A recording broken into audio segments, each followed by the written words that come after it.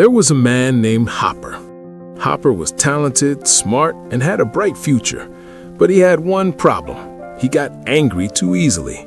Small things would upset him, and he often reacted before thinking. One morning, Hopper was driving to work when another car cut him off. Immediately, he honked, shouted, and cursed the other driver. His hands shook and his heart pounded. Later, he realized he had wasted energy and nothing had changed. But he brushed it off, thinking it was normal. At work, things were worse. A colleague made a small mistake on a project Hopper was leading. Instead of calmly correcting it, Hopper raised his voice, blamed the person in front of everyone, and stormed out of the room. The colleague was embarrassed, the team felt uneasy, and the project suffered. Even worse, his anger affected his family.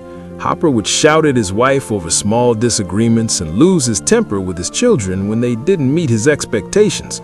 Over time, his wife and children started distancing themselves.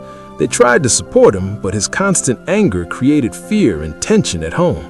One evening, his wife said calmly but firmly, "I can't live like this anymore. You need to change or we can't stay together." Soon after, his family left to give him space, and Hopper was left alone. For the first time, Hopper felt real emptiness. Success, talent, and achievements meant nothing without the people he loved. Sitting alone, he thought, if I don't change, I will lose everything. My work, my relationships, even myself.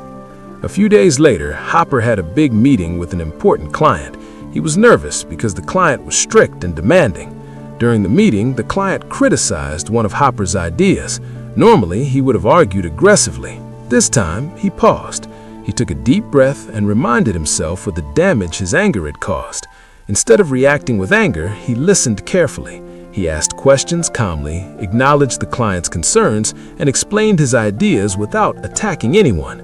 By the end of the meeting, the client nodded, smiled, and said, "I like how you handled this. Let's move forward." That moment became a turning point. Hopper realized anger never fixes problems, it only makes them worse. Calmness creates solutions. Over the next months, Hopper worked hard to control his temper.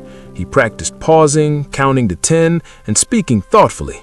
It was difficult. Sometimes old habits slipped and he felt frustrated, but slowly he began to notice changes. People at work respected him more. His relationships improved. He even started reconnecting with his family, showing through actions, patience, and calmness that he was truly changing. One evening, a friend asked him, "Hopper, how did you change? You used to explode over everything."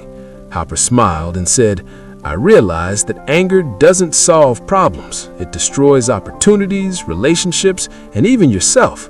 I lost my family because of it, and that was the wake-up call I needed. Learning to stay calm, even when frustrated, is more powerful than shouting or fighting. Calmness fixes more than anger ever could." From that day on, Hopper lived by this rule. Anger is temporary. Its damage is permanent.